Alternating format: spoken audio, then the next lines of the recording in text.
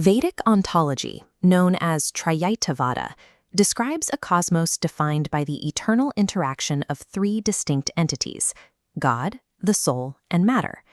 This framework stands apart from mythological interpretations, viewing the universe through strict logical consistency. Within these manuscripts, the divine is defined as an unborn, formless, omnipresent reality permeating all space. The Isavasya principle grounds this infinite nature in human ethics, teaching self-sustenance through renunciation, never coveting others' wealth.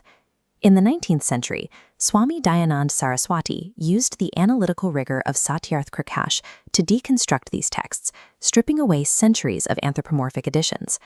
This deconstruction reveals a universe operating on internal laws rather than the whims of human-like deities. Establishing God as an infinite, formless permeator provides the necessary baseline for understanding the physical mechanics of the Vedic system. The common view of Vedic polytheism relies on a specific translation error regarding the word devata. While often rendered as gods, the term refers to entities possessing specific illuminating or sustaining qualities. The 33 devatas are physical universe components, clustered into 5 categories: containers, energies, time, force, and ecosystems. 8 vasus form foundational habitats. The remaining include 11 Rudras, 12 Adityas, Indra, and Prajapati. Governing these 33 inanimate mechanisms is a 34th entity, Paramatma, the conscious administrator.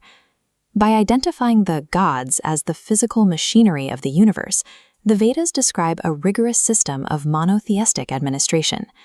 The soul interacts with this administrator through an internal moral compass.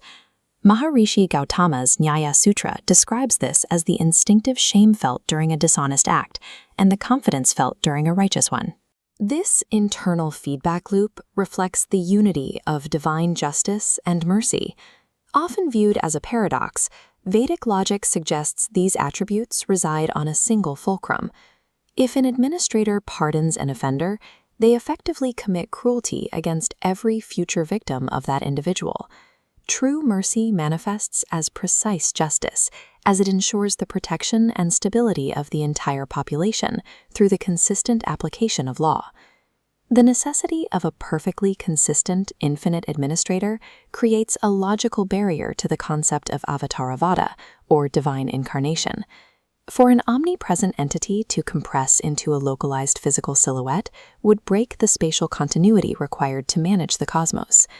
This understanding clarifies the term saguna. It does not describe a physical body, but rather the possession of infinite positive attributes, such as absolute knowledge and energy. Correspondingly, Nirguna defines the divine as being devoid of material limitations, ignorance, or physical defects. Under this logic, historical figures like Krishna are recognized as Mahapurushas, exalted humans who attained the height of righteousness, rather than the formless creator inhabiting a human frame. An infinite being remains geometrically incompatible with the confines of a physical body or a womb. This spatial logic also refutes the claim of absolute monism that the soul and God are exactly the same entity. This topological model displays their shared nature. Both the soul and divine are conscious and pure. However, their scales are fundamentally different. God is the continuous infinite volume, while the soul exists as a localized atomic point moving within it, never merging. Phrases like tat tvam asi indicate this intimate association. The soul exists within the divine, much like an object resides within space, rather than being identical to the space itself. This distinction preserves free will. The soul possesses the independence to choose its actions, while God maintains the background laws that deliver the results of those choices.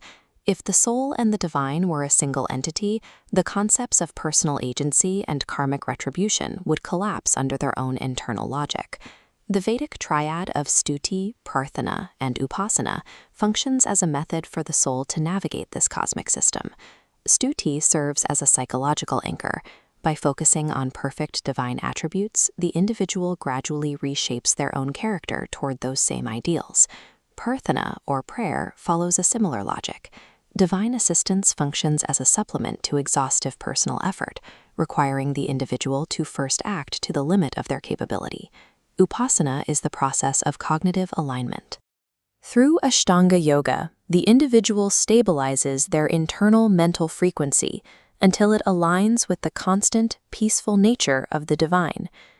The Shiva Sankalpa mantras highlight this psychological focus, describing how the mind moves between various states of consciousness and the importance of directing it toward benevolent intent.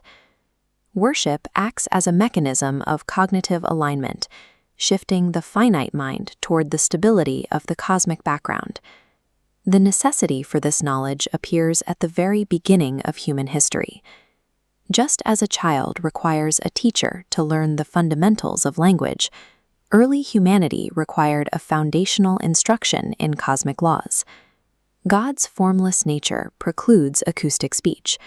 Instead, knowledge of the Vedas transferred directly into human consciousness as semantic light, bypassing the need for physical sound.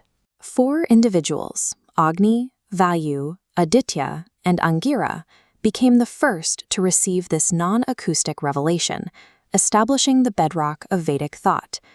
This instruction occurred in Sanskrit, a root language designed to convey fundamental reality without the geographic or cultural biases of later dialects.